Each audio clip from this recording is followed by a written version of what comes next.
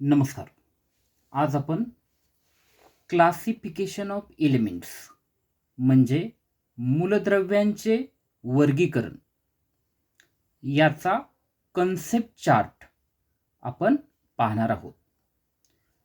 Classification of element हे 4 प्रकारे झालेलं आहे.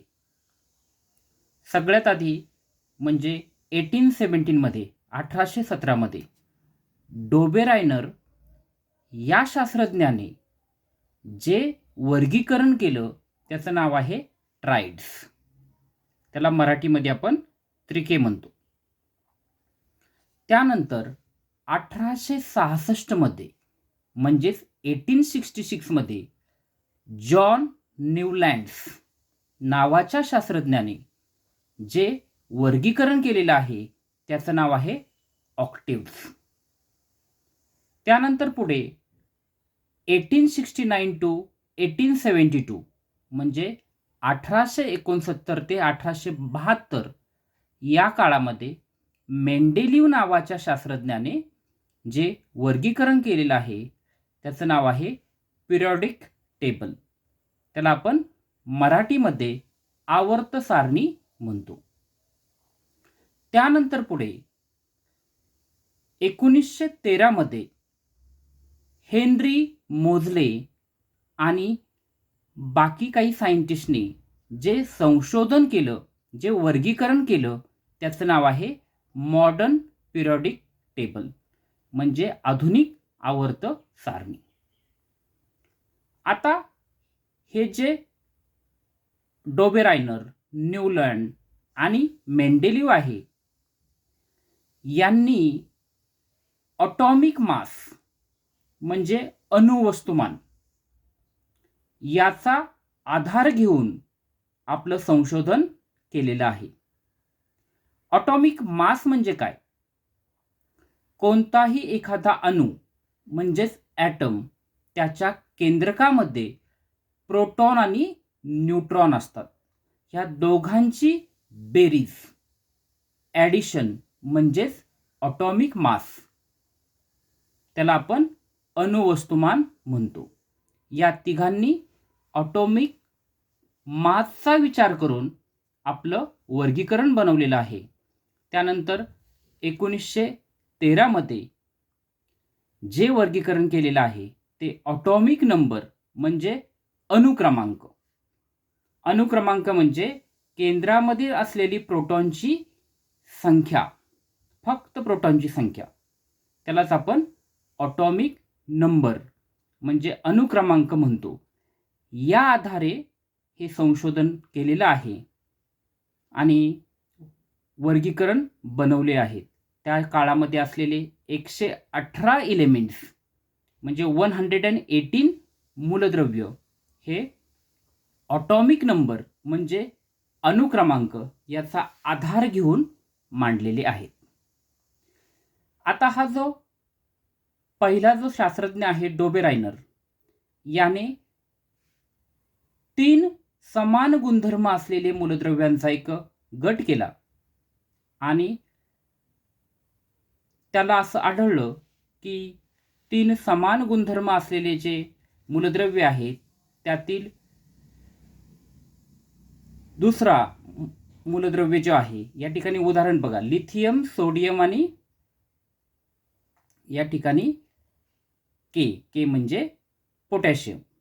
या तिघांमध्ये जो सोडियम जो आहे मधील एलिमेंट तो या दोघांच्या बेरजेच्या ॲव्हरेज एवढा असतो. तो म्हणजे ह्या दोघांच्या ॲटॉमिक मासची जर आपण ॲडिशन केली आणि त्याला जर आपण 2 ने जर भागलं तर दुसरं जे मूलद्रव्य आहे त्याचं ॲटॉमिक मास हे तेवढं येतं. हा शोध डोबेरायनर यांनी लावला. दुसरा जो न्यूलँड आहे, या न्यूलँडने म्युझिकल नोट म्हणजे सा रे ग म प द नी हे 7 म्युझिक नोट आहे. या 7 नंतर परत 8वं जे आहे ते परत पहिल्यासारखं येतं. म्हणजे सा ने आपण सुरुवात करतो आणि परत 8 नंबरला परत सा हे म्युझिक नोट येतं, त्याच पद्धतीने त्याला सिमिलॅरिटी सापडली. त्याने ॲटॉमिक मास म्हणजे अणुवस्तुमान हे चढत्या क्रमांकाने लावल्याच्या नंतर पहिला आणि 8वा या 2 मूलद्रव्यामध्ये त्याला रासायनिक गुणधर्म सारखे आढळले. त्यापुढील जो शास्त्रज्ञ आहे तो मेंडेलीव याने थोडीशी वेगळी पद्धत वापरली. त्याने जी पिरियॉडिक फंक्शन म्हणजे जी आधुनिक सारणी तयार केली, पिरियॉडिक आवर्त सारणी जी तयार केली, त्यामध्ये त्यांनी काही चुकलेली जी ॲटॉमिक मास म्हणजे अणुवस्तुमान आहे ती त्याने दुरुस्त केली. परत प्रिडिक्शन्स म्हणजे काही भाकितं त्याने सांगितली. म्हणजे त्या काळामध्ये ज्या मूलद्रव्यांचा शोध लागलेला नव्हता अशी मूलद्रव्य ही भविष्यामध्ये सापडतील आणि सापडल्याच्या नंतर त्यांचं अणुवस्तुमान हे अशा पद्धतीने असेल हे त्याने भाकीत केलं होतं आणि भविष्यामध्ये ती मूलद्रव्य नंतर सापडली, त्याचा शोध लागला आणि त्याने जे अणुवस्तुमान ठरवलं होतं तेवढंच त्यांचं अणुवस्तुमान भरलं. हे त्याचं प्रिडिक्शन आहे. परत त्याच्या आवर्त सारणीमध्ये 0 ग्रुप, नोबेल गॅस हे जे आहेत त्यांच्यासाठी त्याने 0 ग्रुप नंतर बनवला.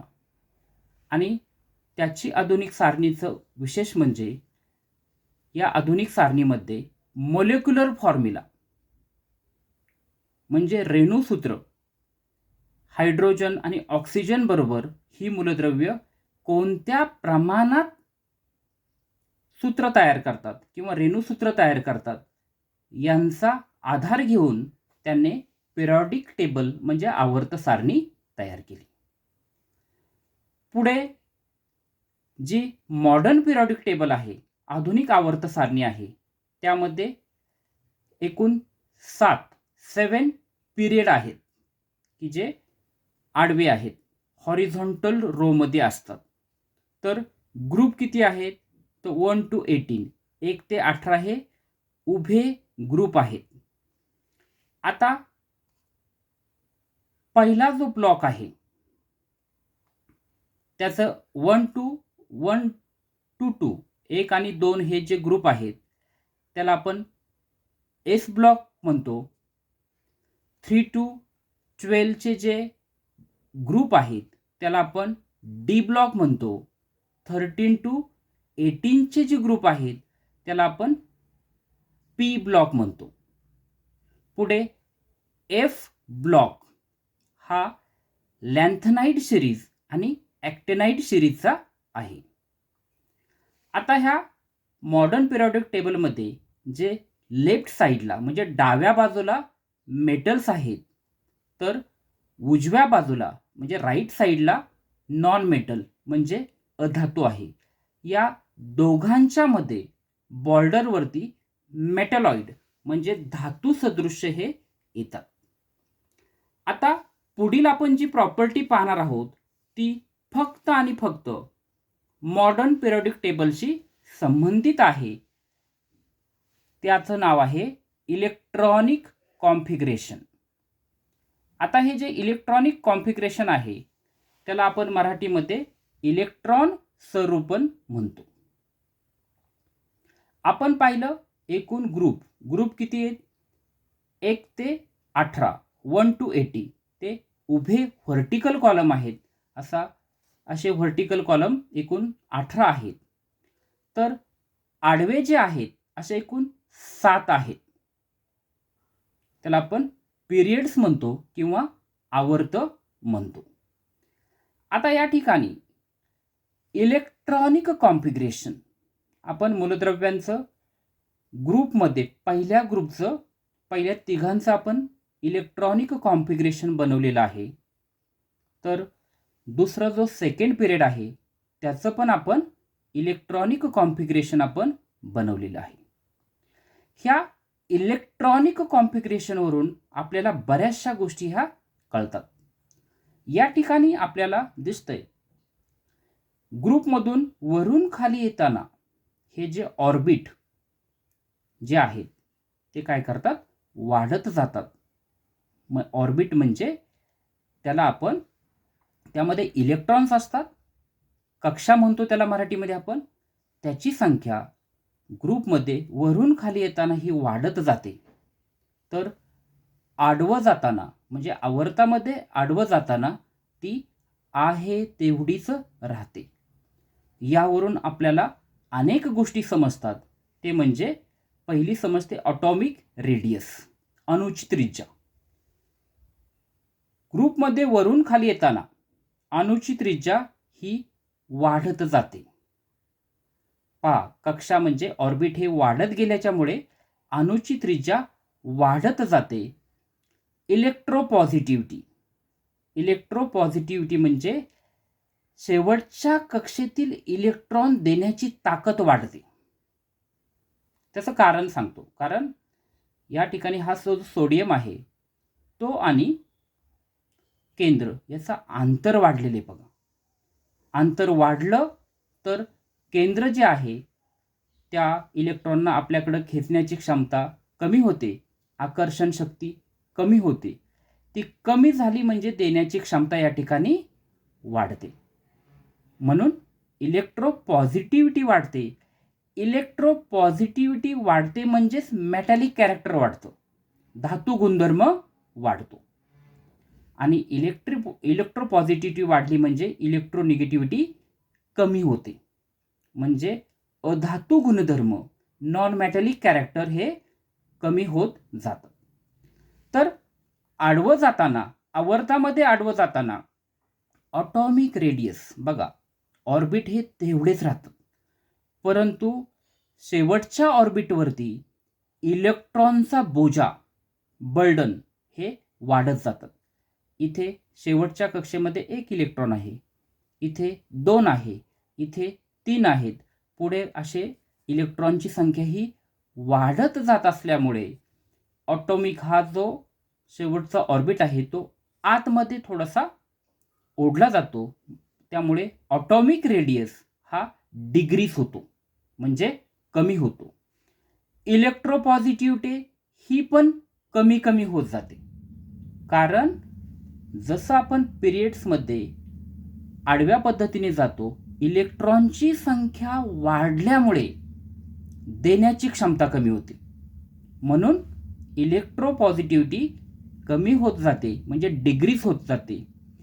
इलेक्ट्रोपॉझिटिव्हिटी कमी होत जाते म्हणजेच मेटॅलिक कॅरेक्टर, धातू गुणधर्म कमी होतो आणि अधातू गुणधर्म वाढत जातो. म्हणजेच इलेक्ट्रोनिगेटिव्हिटी आडवं जाताना वाढत जाते. त्याच्या उलट इकडं पहा, या ठिकाणी शेवटच्या ऑर्बिटमध्ये ऑर्बिट वाढत चाललेत, पण प्रत्येक शेवटच्या ऑर्बिटमध्ये एकच इलेक्ट्रॉन आहेत. त्यामुळे या ठिकाणी इलेक्ट्रोपॉझिटिव्हिटी ग्रुपमध्ये वरून खाली येताना वाढते, तर आडवं जाताना ती मात्र कमी होते. अशा पद्धतीने इलेक्ट्रॉनिक कॉन्फिगरेशन म्हणजेच इलेक्ट्रॉन संरूपण या आधारावरती, या मूलभूत आधारावरती आपला पूर्ण आधुनिक आवर्त सारणी म्हणजे मॉडर्न पिरियोडिक टेबल हा उभा आहे. Thank you so much.